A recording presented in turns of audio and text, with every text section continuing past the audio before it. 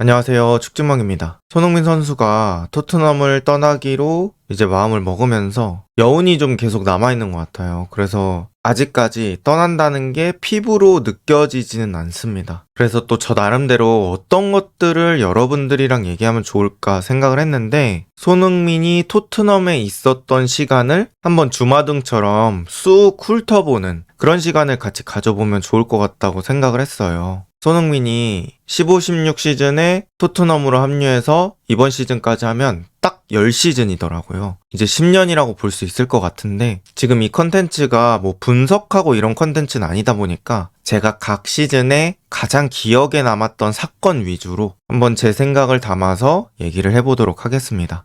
먼저 독일에서 어린 나이부터 좋은 모습을 보여주던 손흥민이 함부르크, 그리고 이제 함부르크 성인팀 데뷔, 그 다음에 레버쿠젠으로 팀을 옮긴 뒤에 레버쿠젠에서 좋은 모습을 보여줬습니다. 2014-15 시즌 레버쿠젠에서 17골과 3개 어시스트를 거두면서 손흥민은 토트넘에게 러브콜을 받았고요. 3천만 유로, 우리 돈 483억의 이적료로 토트넘으로 합류했습니다. 지금은 순위가 바뀌긴 했지만 그때 당시에는 손흥민의 이적료가 아시아 선수 역대 최고 이적료였거든요. 그것만 봐도 손흥민이 얼마나 많은 기대를 가지고 토트넘에 합류했는지 알 수 있습니다. 그리고 그때 당시에 손흥민이 프리미어리그로 입성했던 나이가 만 23살. 지금으로 따졌을 때는 유망주보단 나이가 많고 전성기라고 하기에는 한두 살 정도 어린 그 정도 나이대에 토트넘으로 들어가게 된 거죠. 그리고 저는 손흥민이 토트넘으로 향할 때 등번호를 좀 주목을 했는데요. 손흥민이 등번호 7번으로 토트넘에 입성한다는 소식을 들었을 때는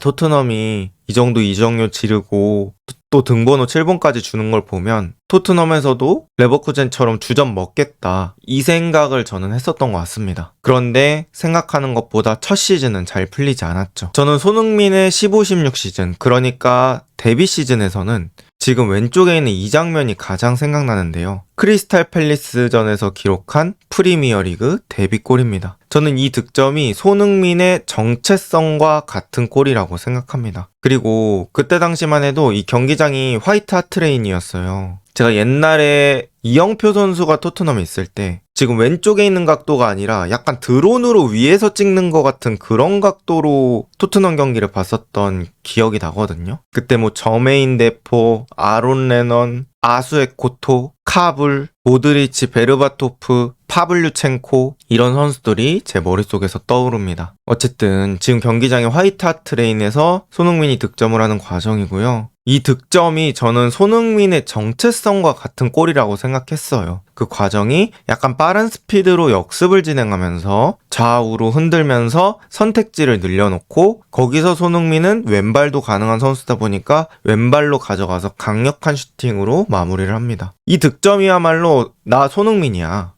를 보여주는 득점인 것 같았고, 손흥민이 잘하고 좋아하는 방식으로 득점을 만들었다는 거, 그 부분에서 저는 지금 시점에서 다시 돌아봤을 때 상당히 손흥민스러웠다 라고 얘기할 수 있을 것 같습니다. 그런데 15-16 시즌에는 제대로 자리를 잡지 못했죠. 그러면서 손흥민 다시 독일로 돌아가야 되는 거 아니냐, 여기서 커리어 꼬이는 거 아니냐, 뭐 이런 얘기도 있었던 걸로 저는 기억을 합니다. 그러면서 16-17 시즌을 맞이하게 되거든요. 그런데 이 16-17 시즌은 저는 전설의 시작이라고 부를 수 있을 것 같습니다. 손흥민의 토트넘 커리어에서 여러 번의 좋았던 시즌이 있었지만 이 시즌이 있었기 때문에 저는 지금까지 올 수 있었다고 생각하거든요. 16-17 시즌에 모든 대회 통틀어서 21골로 시즌을 마무리하면서 손흥민이 이제 잉글랜드 무대에 대한 자신감도 엄청 올라왔던 시즌으로 볼 수 있을 것 같고요. 리그에서도 10골을 넘겼어요. 14득점 6도움, 그리고 선발도 23번. 프리미어리그 경기가 38번이잖아요. 그 중에 23번이나 선발로 나왔다는 거, 이 손흥민의 팀의 입지도 보여주는 거겠죠. 그 다음에 이제 손흥민이 FA컵 득점왕도 했었거든요. 그리고 그 FA컵에서 손흥민이 토트넘 입성 후에 첫 해트트릭을 했습니다. 그러니까 손흥민 입장에서는 얻어가는 게 얼마나 많았겠어요. 특히나 저는 자신감적으로 얻어가는 게 많았던 시즌이라고 생각합니다. 그리고 이 시즌을 거치면서 나 그래도 여기서도 잘할 수 있구나. 여기서도 통하는구나. 이런 것들을 많이 체감하지 않았을까라고 생각하고 이때 또 프리미어리그 이달의 선수를 2번이나 차지했어요. 이건 역시 손흥민이 한 단계 진화하는 시즌이었다고 볼 수 있을 것 같습니다. 그리고 지금 왼쪽에 있는 득점 장면이 맨체스터 시티 상대로 득점을 했던 장면이거든요. 그때 또 해리 케인이 손흥민한테 어시스트를 하는데 여기서도 저는 케인의 축구력을 좀 볼 수 있었던 것 같아요. 그냥 자기가 등지고 있는 상황에서 오는 공을 발로 툭 돌려주고 또 손흥민도 거기서 뭐 공 잡으면서 슈팅 타이밍 밀리고 이런 게 아니라 그냥 바로 방향만 꺾어서 갖다 대면서 이제 동점골을 만드는 그 장면인데 이때 뭐 미들즈브러전, 스토크 시티전 아직도 제 머릿속에 골 장면들이 생생합니다. 어쨌든 이 16, 17 시즌을 맞이하면서 자신감이 좀 올라온 채로 다음 시즌을 맞이하게 되는 손흥민입니다. 그리고 이제 17, 18 시즌이고요.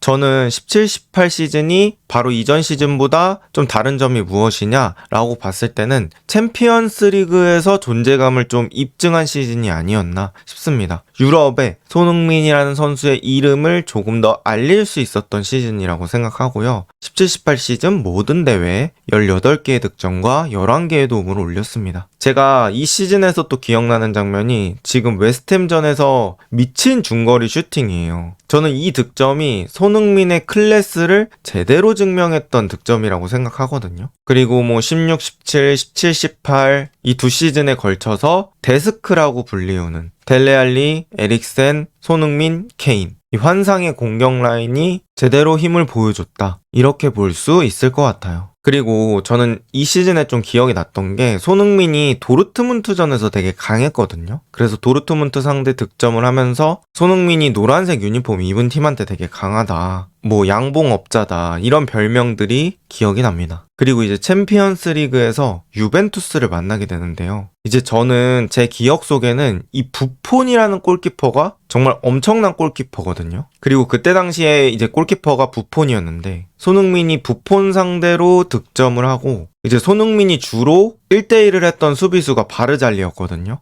그때 막 헛다리로 바르잘리 제치는 그런 모습들을 보면서 손흥민의 실력이 유럽 내에서도 먹히는구나. 뭐 이런 것들을 더 체감할 수 있었던 시즌이 아니었나 싶습니다.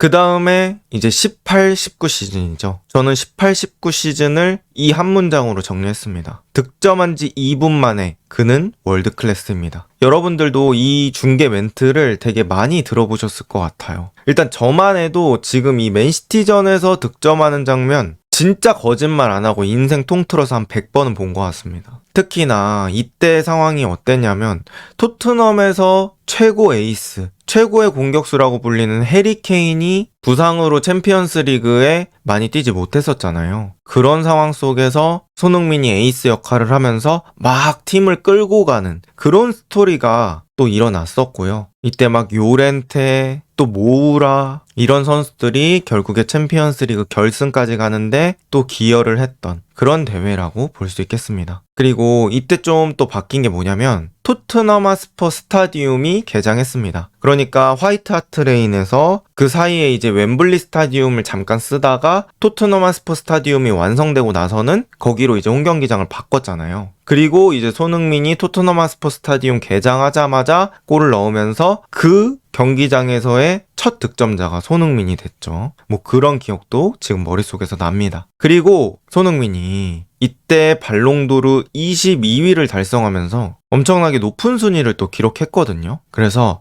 단순히 이거는 우리나라 사람이라서 좋은 평가를 받는 게 아니라 유럽 내에서도 전 세계 축구계에서도 인정을 받고 있구나 이런 것들을 느꼈습니다. 그리고 사실 손흥민이 2018-19 시즌 시작하기 전에 아시안게임도 다녀왔잖아요. 아시안게임에서 뭐 김민재, 황희찬, 이승우 등과 함께 황금 세대를 구축하면서 결국에는 금메달 땄고 그 금메달로 병역 문제가 좀 해결이 됐기 때문에 또 유럽에서 마음 놓고 이제 날개를 펼쳐볼 수 있겠다 라는 상황도 무언가 이런 좋은 퍼포먼스에 반영이 되지 않았을까라고 생각합니다. 그리고 그때 상황 자체가 이제 아시안 게임 가는 그런 시기에 보통 이제 선수들이 좀 휴식을 취하고 프리시즌을 보내면서 회복을 좀 하잖아요. 그런데 그런 시기 없이 그거 갔다가 시즌을 바로 오니까 걱정이 많았는데 오히려 잘 해냈던 게 또 기억이 납니다. 그리고 나서 19-20 시즌에 들어가게 되는데요. 이 시즌은 여러분들도 아시겠지만 손흥민이 푸스카스상이라는 가장 멋진 득점을 한 사람에게 주는 상,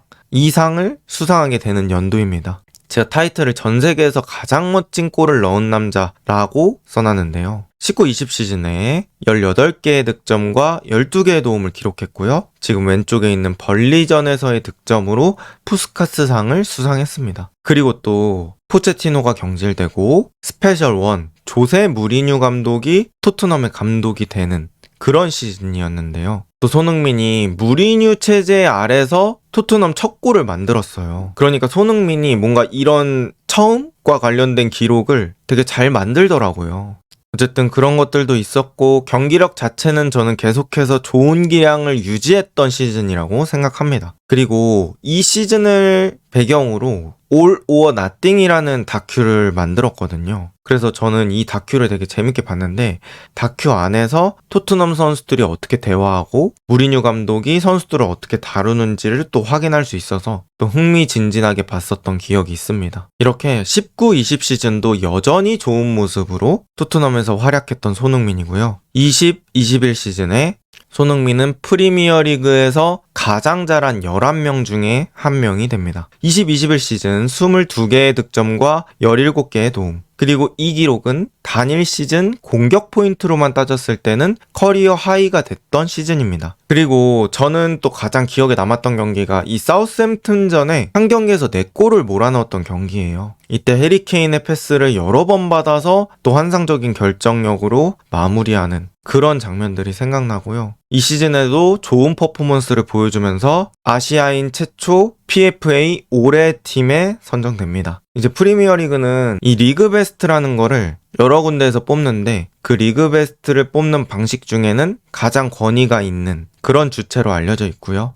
또 리그컵 결승까지 진출했던 토트넘이지만 결승전 직전에 무리뉴가 경질되고 결승전에서는 맨체스터 시티에게 발목을 잡히면서 리그컵 준우승을 했던 시즌이 되게 됩니다. 그리고 이때 또 가레스 베일이 레알 마드리드 소속이지만 토트넘으로 임대를 왔었잖아요. 그러면서 베일, 손흥민, 케인 이렇게 3톱이 완성되기도 했었고 그래서 또 나름 그 시즌의 화제거리가 됐었던 것 같습니다. 어쨌든 손흥민 프리미어리그에서 리그 베스트라는 엄청난 업적을 달성하면서 다음 시즌으로 넘어가게 됩니다. 그 다음 21-22 시즌 프리미어리그에서 가장 골을 많이 넣은 남자가 됩니다. 21-22 시즌 24개의 득점과 8개의 도움을 올렸고요. 그 중에 리그에서는 23골과 7개의 도움을 올렸습니다. 그때 저는 개인적으로 놀랐던 게 사실 시즌 초반에는 손흥민이 뭐 득점왕을 할 거다? 라고 전혀 예측을 할 수가 없었어요. 왜냐면 21년 12월쯤 돼서야 리그 5호 득점을 올렸거든요. 시즌이 보통 8월에 시작되는데 그때부터 거의 3-4달간은 5골도 못 넣었던 선수였잖아요. 그런데 12월에 5호 득점하고 나서 겨울부터 정말 미친 듯한 득점 흐름을 보여줍니다. 과장 조금 못해서 그냥 차면 들어갔습니다. 그리고 그런 엄청난 득점 페이스로 결국에는 득점왕을 달성하게 되고요. 마지막 노리치전은 진짜 기억이 안 날 수가 없는 것 같습니다. 그때 막 클루셉스키가 골대 비었는데 어떻게든 손흥민 넣게 해주려고 막 오른발로 주다가 골 안 들어가고 에릭 다이어가 코너킥에서 왜 이렇게 열심히 막냐고 그런 얘기도 하고 그런 기억이 났던 경기고요. 이 시즌에 또 기억이 나는 게 감독이 누누와 콘테 이렇게 2명이 맡았던 시즌입니다. 누누가 뭐 시즌 초반 3경기에서 3승을 거두고 또 그때 손흥민이 리그 개막전에서 맨체스터 시티 상대로 헛다리 한 다음에 왼발 슈팅해서 1-0으로 이기고 막 이런 것들이 생각나거든요. 어쨌든 프리미어리그 득점왕은 지금 와서 다시 생각해도 진짜 놀라운 업적이라고 생각하고요. 결국엔 이 시즌에 발롱도르 10일이라는 엄청난 업적을 세우게 됩니다. 그리고 이제 손흥민은 22-23 시즌을 맞이하게 됩니다. 이 22-23 시즌 14골과 6개 어시스트를 기록했던 시즌인데요. 리그는 10골과 6개 어시스트를 기록했습니다. 그런데 이 시즌이 손흥민의 커리어 로우 시즌이 되었습니다. 그때 이 시즌에 진짜 말도 많고 탈도 많았어요. 그러면서 손흥민의 기량이 떨어진 이유가 에이징 커브다, 뭐 페리시치와의 호흡이다, 이런 얘기 막 나왔던 시즌으로 기억이 나는데요.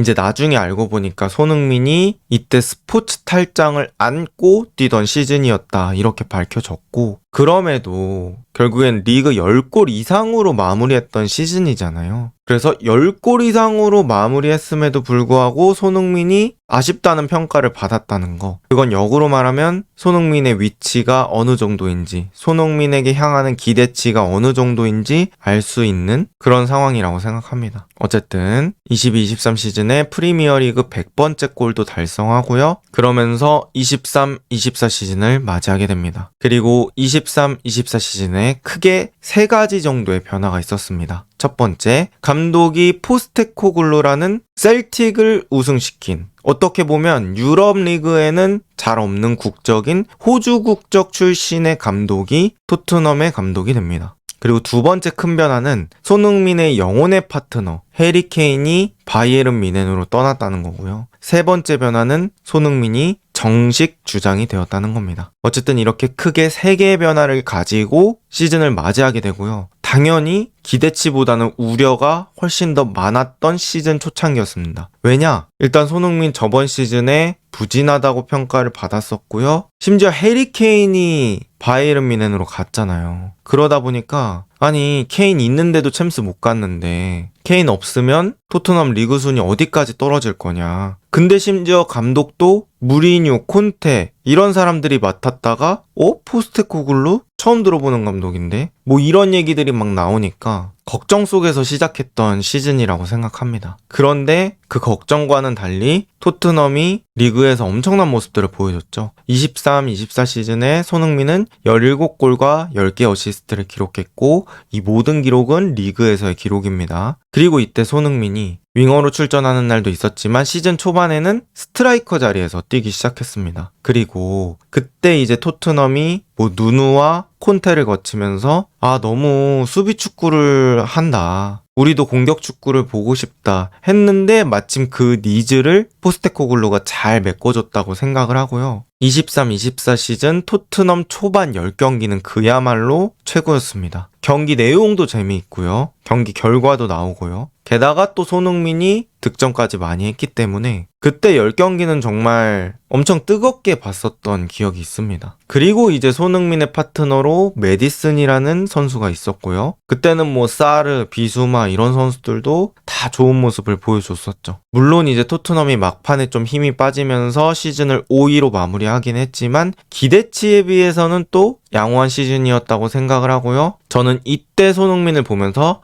축구 참 쉽게 한다 라는 걸 느꼈었습니다. 그리고 이 시즌에는 약간 축구 도사 같은 느낌이 나는 장면이 많았다고 생각하고요. 우리가 흔히 말하는 그 축구력이 올라간 시즌이다, 이렇게 얘기할 수 있을 것 같아요. 그리고 이제 24-25 시즌 끝난 지 얼마 안 된 시즌이죠. 이 시즌에 결국에 우승이라는 이름의 마침표를 찍게 됩니다. 24-25 시즌 11골과 11개의 도움으로 시즌을 마무리했고요. 손흥민의 커리어 15년 차에 사상 최초 메이저 우승 트로피를 들어올리게 됩니다. 그리고 진짜 공교롭게도 손흥민의 토트넘 공식 마지막 경기, 그러니까 친선 경기 프리시즌 제외하고요. 그런 공식 마지막 경기가 결국에는 유로파 결승이 되었습니다. 마지막 경기에서 자신이 그토록 원하던 결과인 우승을 거두게 된 거죠. 솔직히 24-25 시즌은 퍼포먼스가 최상의 시즌이라고 말할 수는 없겠죠. 오히려 아쉽다면 아쉬운 것에 가까운 시즌이라고 생각이 되는데, 저는 이번 시즌은 그동안 손흥민이 토트넘에게 헌신했던 그런 모습들을 보상받는 그런 시즌이라고 볼 수 있을 것 같습니다.